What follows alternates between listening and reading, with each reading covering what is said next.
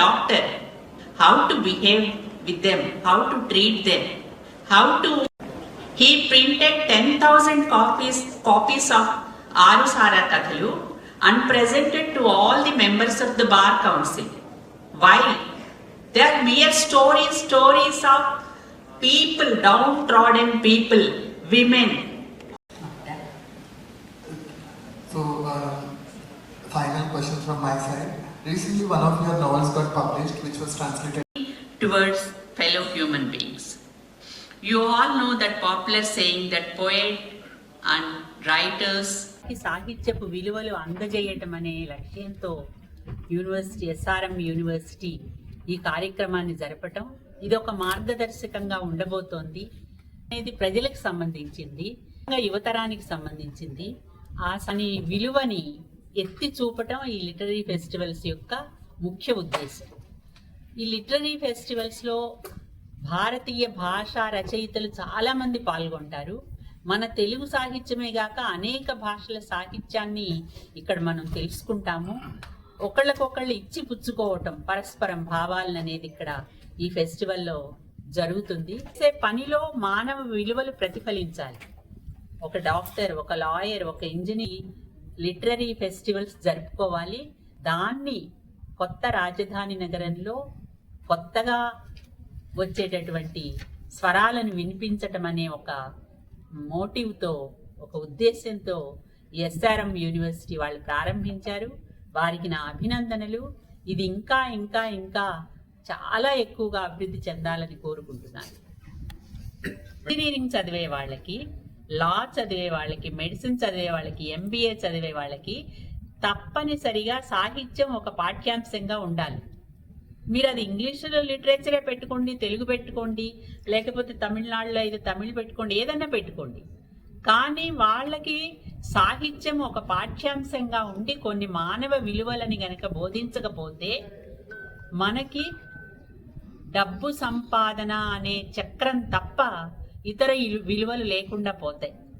ఇవాళ ఇంత పరిస్థితులు ఎందుకు మారాయి అంటే సాహిత్యం లేదు, భాష లేదు, ఏమీ లేదు. మనకి అంతా కూడా ఒక యాంత్రికమైనటువంటి పరుగులో ఉన్నాం. ఆ పరుగుని ఆపి మనుషుల్ని మనుషులుగా చేసి మానవ సంబంధాలను మెరుగుపరిచి ప్రజలకి కొంచెం సామాజిక దృష్టి అలవర్చాలంటే తప్పకుండా సాహిత్యం అనేది విశ్వవిద్యాలయాల్లో ఏదో ఒకటిగా సబ్జెక్టుగా ఉండటం కాదు, ఏదో నాన్ డీటెయిల్డ్ టెక్స్ట్గా ఉండటం కాదు. One of the important paper which each student should pass and get into promotion. అంటే ఒక ఇంజనీరింగ్ స్టూడెంట్ సాహిత్యం పేపర్లో ఫెయిల్ అయితే అతను నెక్స్ట్ దానికి వెళ్ళడు. 4 years ఒక్కొక్క సంవత్సరం ఒక్కొక్క సాహిత్యం పేపర్ ఉండాల్సిందే. ఇది ఆశ, అత్యాశ, దురాశ అనుకుంటారేమో కానీ it is the need of the hour. ఎందుకంటే మానవ విలువలు వేగంగా పతనమవుతున్నాయి.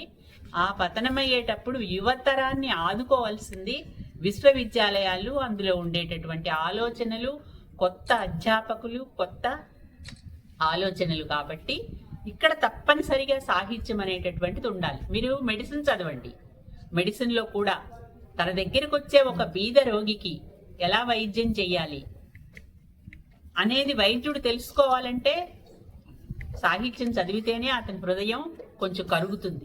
అతని హృదయం బీదల పాటలు ఎలా ఉంటాయో తెలుసుకుంటుంది. కాబట్టి వైద్యం, లా తన దగ్గరికి వచ్చే క్లయింట్ల నుంచి కేవలం డబ్బు కోసమే కేసు వాదన కాదు, న్యాయం గురించి ఆలోచించాలంటే మీరు రచనలు చదవాలి, సాహిత్యం చదవాలి. ఏ భాషా సాహిత్యమైనా చదవండి. శ్రీకృష్ణ విలాస్లో అటు చూస్తే బాదం హల్వా, ఇటు చూస్తే సేమియా ఇడ్లీ ఎంచుకునే సమస్య కలిగింది ఒక ఉద్యోగికి. రాక్సీలో నార్మా షేరర్, బ్రాడ్వేలో కాంచనమాల, ఎటకేగుటకో సమస్య తగిలింది ఒక విద్యార్థికి. అటు చూస్తే అప్పుల వాళ్ళు, ఇటు చూస్తే ఇంట్లో ఆకలి, ఉరిపోసుకు చనిపోవటమో సముద్రమున పడిపోవటమో సమస్యగా ఘనీభవించింది ఒక సంసారికి. దీన్ని ఒక బ్యూటిఫుల్ ఫిల్మ్ తీసి 3 minutes 4 minutes ఫిల్మ్ తీసి మీరు పెట్టండి. అప్పులేంటే ఏమిటి, ఆకళ్ళంటే ఏంటి, రైతుల ఆత్మహత్యలేంటి, ఇవన్నీ కళ్ళకు కట్టినట్లు కనపడతాయి. వాళ్ళు దీన్ని అనేది ఊరికే డెవలప్ చేసుకుంటూ పోతుంటాం కాదు. ఐన్స్టీన్ ఒక థియరీ కనిపెట్టాడు, అక్కడితో ఆయన ఆగాడు. తర్వాత ఆటం బాంబ్ చేయడానికి ఆయన ఒప్పుకోలేదు. ఓపెన్ హైమర్ అనేక ప్రలోభాలకు లొంగి ఆటం బాంబ్ చేశాడు. ఏమైంది అంటే ఎక్కడ ఆగాలో మనకు తెలియాలి, ఎక్కడ ముందుకు వెళ్ళాలి, ఎక్కడ ఆగాలి, ఆగిన చోట నుంచి మంచిని ప్రజలకు ఎలా అందించాలి. ఇది శాస్త్రవేత్తలకు ఉండాలి, ప్రభుత్వాలకు ఉండాలి, ప్రజలకు ఉండాలి. మహిళలు అన్ని రంగాల్లో ముందుకు వస్తున్నారు, దానిలో డౌట్ లేదు. కొత్తగా ఆలోచిస్తున్నారు, కొత్తగా అన్ని రంగాల్లో ప్రవేశిస్తున్నారు, ముందుకు రావాలని తహతహలాడుతున్నారు. అయితే అదే సమయంలో నిశ్శబ్దంగానే వాళ్ళ మీద ఒక కోపం పెరుగుతోంది. అంటే వాళ్ళ తేలిక, వాళ్ళకి కావాలి ఆ మార్పు. కానీ మారవలసింది మగవాళ్ళు, పురుషులు. ఎందుకంటే స్త్రీల మీద హింస చేస్తూ మీరు మానవత్వాన్ని కోల్పోతున్నారు. మీలో మనిషి చచ్చిపోతున్నాడు. మీరు మనుషులుగా మారటం చాలా అవసరం. మీరు హింసకు పాల్పడితే మీరు అనాగరికులు, లేకపోతే అమానుషత్వం గల వాళ్ళు, హింసకి లోనైన వాళ్ళు ఉన్మాదులైపోతారు. ప్లీజ్ మీరు మారండి, మీరు మనుషులు అవ్వండి అనే ఫెమినిజం చెప్తుంది. మగవాళ్ళ మీద చాలా సానుభూతితో, చాలా ప్రేమతో వాళ్ళని మనుషులుగా మార్చాలనే ఒక మంచి ఉద్దేశంతో స్త్రీవాదం మాట్లాడుతోంది. ఒక మంచి ప్రేమ కథ అని ఇప్పుడు ఒక సినిమా నేను కథ, మాటలు, పాటలు రాసి కుటుంబరావు గారు డైరెక్ట్ చేసింది ఇప్పుడే ఈటీవీ విన్లో వస్తోంది, స్ట్రీమ్ అవుతోంది. అట్లాంటి సినిమాల కోసం ప్రయత్నించాలి. అంటే చాలా మంది కష్టపడి ప్రయత్నిస్తే తప్ప.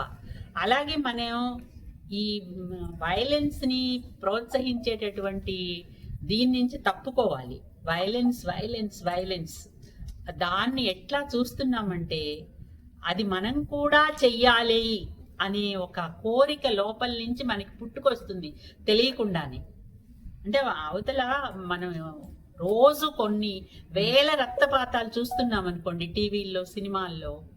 మనకు కూడా ఏదో ఒక రోజు అది మన చేతుల్లో ఆయుధం ఉంటే బాగుండు, మనం ఎవరినైనా ఏదైనా చేస్తే బాగుండన్న కోరిక మనుషుల్ని పిచ్చి వాళ్ళని చేస్తుంది. అంటే మనం పిచ్చి సమాజం వైపు వెళ్ళిపోతున్నాం. దాని నుంచి ఆగి ఆలోచించే ప్రయత్నాలు తప్పనిసరిగా చెయ్యాలి. మేం చేస్తున్నాం, మాలాంటి కొందరైనా చెయ్యమని, చేసే ప్రయత్నాల్ని ఆదరించమని అడుగుతున్నాం.